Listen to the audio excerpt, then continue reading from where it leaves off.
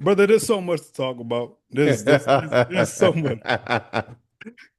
I know. There's I know, bro. a plethora of things to talk about. I'm just one thing I'll ask you, what are your feelings and what's your perception of the current state of America? And that's a loaded question because there's so many elements to speak Oh to. man, yeah, bro. So many elements. I mean, it's you know what it is, bro. It's just it's um I mean, of course it's broken, but it's just not that people aren't serious about anything. Everything's a joke, I think. Yes. Um Oh, everything is just there's a bit of satire in it all, and it's all performative too. So it's like, so that's when I say it's a joke, it's like so many people engage in very serious matters in a very performative way, right? yes. It's like the Cory Bookerification of things, right? Where it's like theatrics, but it's hollow. Like I'm not. Is this real? Is this sincere? And that's the thing.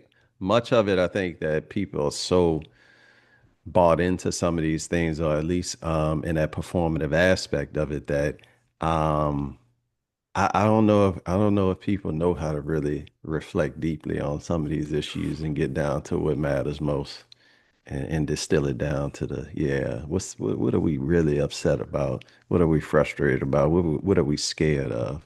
And then what needs to change? Brother, yes, yes. No, I totally agree. And then it becomes paradoxical because on the one hand, I see, unfortunately, I'm very ashamed of the times when I start engaging in the endless scroll on social media and whatnot is just morbid fascination because all it is, one word I call it term is it's a bit of hate porn because when I'm hating on is what you're speaking to is everybody's lack of seriousness, and at the Yeah, same time, people have these what they are trying to communicate as these profound grievances with everything simultaneously. On the one hand, we're not going to be serious, but on the other hand, they complain about everything top to bottom, but there's no seriousness applied to their own lifestyle practices and overall just forms of overall generic communication. It's like everything needs to change outside of me, but I don't need to change, or I'm good yo, enough. you know what, bro? That's it right there. Because I'm being hard on somebody like Cory Booker, who's actually he's doing his best. I may not like his way of going about things, but that's what it is. It's Yeah. like, why do I need to look to him anyway? Uh, Why do I even care about what he's doing? Right? He's doing something in his realm. What am I doing? And what personal responsibility should I take up? And you know why that resonates, bro? Because I was just talking with my dad about all of his health issues. mhm. And he complained about, the doctors, the nurses, all of those folks, right? Yeah. But, you still have to ask yourself, what are you doing to like ensure that you are becoming healthier or at least, slowing down the progress of whatever ailments you're dealing with. And that's what it boils down to, dog. We have all become spectators, and it's easy to criticize the people, it's easy to criticize the men and women in the arena, but yeah, it's like we got to get into the mix. And another reason that resonates, I was just talking with or exchanging messages with a friend, and she had mentioned like, you know, when we were in college, how there was like that message of hope, Hmm. despite like the '08 crash and all of that, and you had Obama, and I don't know, even though things were like very dark at that time, economically, socially, always in America, it's always at least an overcast there. But we there was that hope.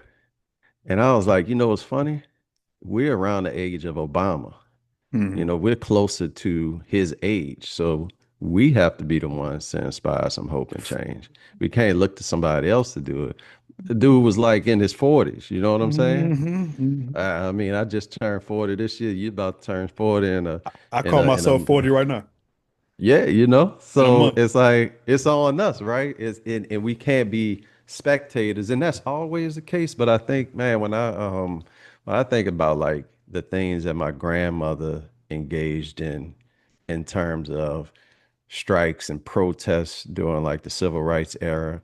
The students that she had, like one of her students was Aretha Castle Haley. You know, you think about these people were engaging in like serious uh non-violent protests where people being violent towards them in high school and in their early 20s. Mm, I mean, MLK was dead by the time he was 39, mm, you know? yeah. Malcolm X, same thing. It's like, all right, what are we doing to rise to the moment other than looking to other people?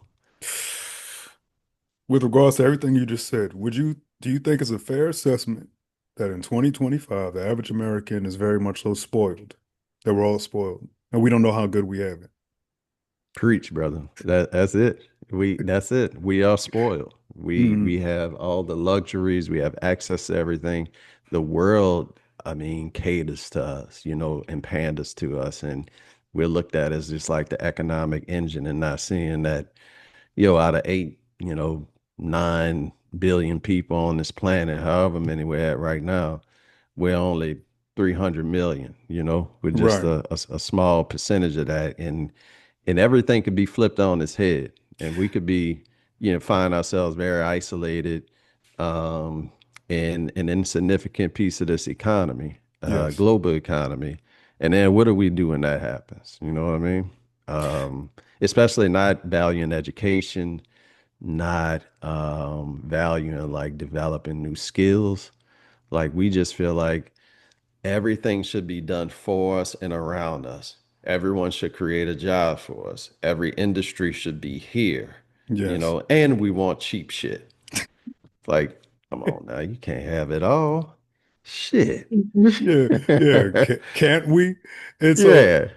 it when you and when it's I think it's so important too. I just want to elaborate on the element of spoiledness. It has everything to do with a lack of as a true value system, a value system that's grounded in perspective. Perspective being what you just spoke to, understanding that Black Americans from just a couple of decades ago, a few decades ago, they did in fact have way more hardship. They did in fact have way more struggle. They had way more of a visceral tension with the world around them, as opposed to just one that was, they're not, I mean, this is so obvious and should go without saying, but they weren't going on social media and just voicing their grievances. They had to protest, they had to go on the streets, they had to literally fight for their rights and fight for legislation in order to Yeah. humanize them because they were very, but my point is to have that perspective, because somebody will say to the notion of being spoiled as an American, no, it's hard out here. You can't say, don't tell me I'm spoiled because it's so hard. It's not about it being hard, but it is about the relativity. Y'all, as I always say, brother, I have beef with people with this compare and contrast feature, utilizing their capacity for compare and contrast. We misuse it or we don't use it in its healthiest way.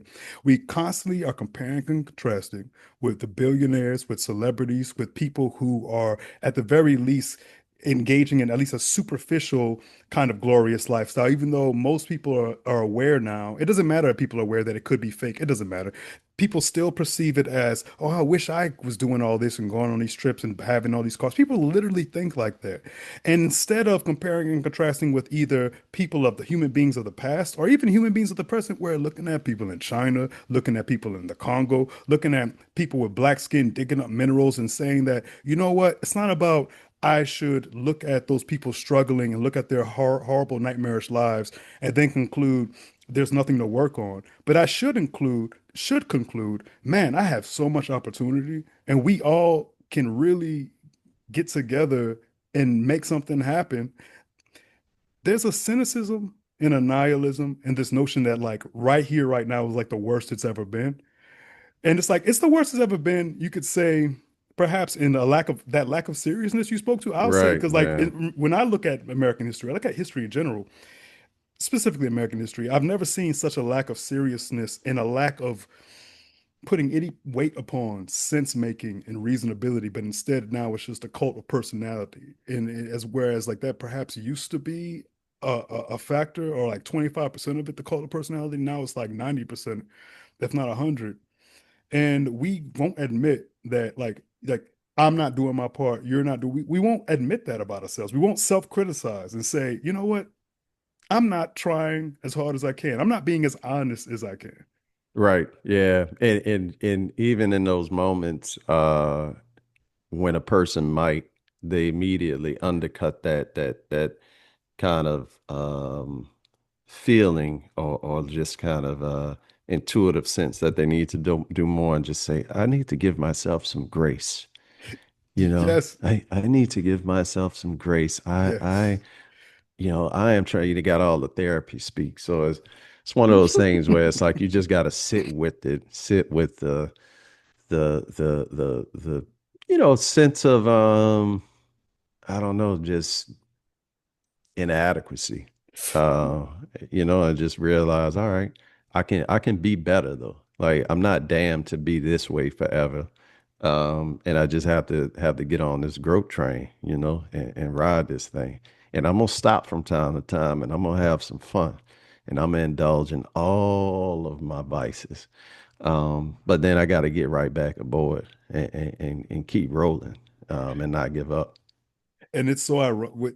Totally agree with that. And it's ironic too how that's missing when we're supposedly this quote unquote Christian nation. And so many people that you and I know, like whether it's people we're familiar with or people that we just look at from afar, they espouse these Christian values and these Christian principles, but I never see them acknowledging the part of them being intrinsically this flawed, deficient system, this vessel that has to therefore put effort. And then I know to go further along with that, they can then justify it with it's just, I've got the blood of Jesus. Like all I got to do Yeah, is just yeah, yeah. That's it. God knows my heart. God knows my heart. I've heard that Yeah, many of times. that's it.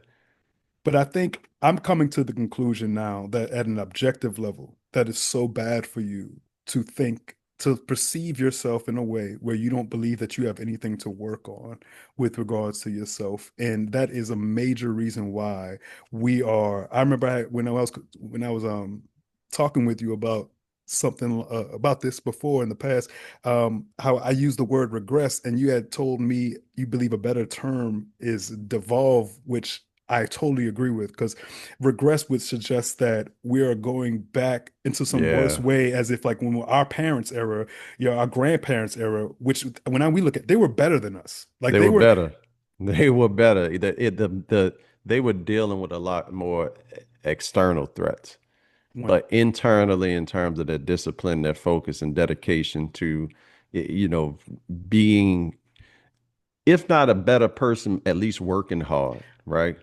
They were dedicated to that because you had terrible people then as you do now, mhm, but it just seems like people were a bit more committed and almost had to be to had to like be. giving it the best every day, even if that's at work and not becoming a better person. It's just like I'm putting the effort in somewhere.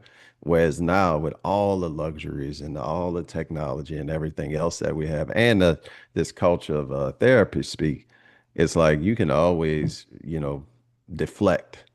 You can find some other reason, some other person, some other thing to blame your shortcomings on. Yeah, everything down to your brain chemistry. It's like, well, I can't. It's chemical. I got a chemical imbalance. It's like, well, shit, all everything is, and at that point, what you talking about? Brother, it's Shit, just where's the will in this thing? It's got to be somewhere in there. brother, no. Man, if I don't believe that that is like just the truest of true what you're saying, bro. We find every excuse in the book, and it's not even a reason, it's excuse to we look for justifications constantly because they're all available. It's my neural state. It's this, it's that. It's because of when are we going to admit, or I think that the new trajectory, the new banner that needs to be waved in the air is one of a commitment to self-confrontation. Every time I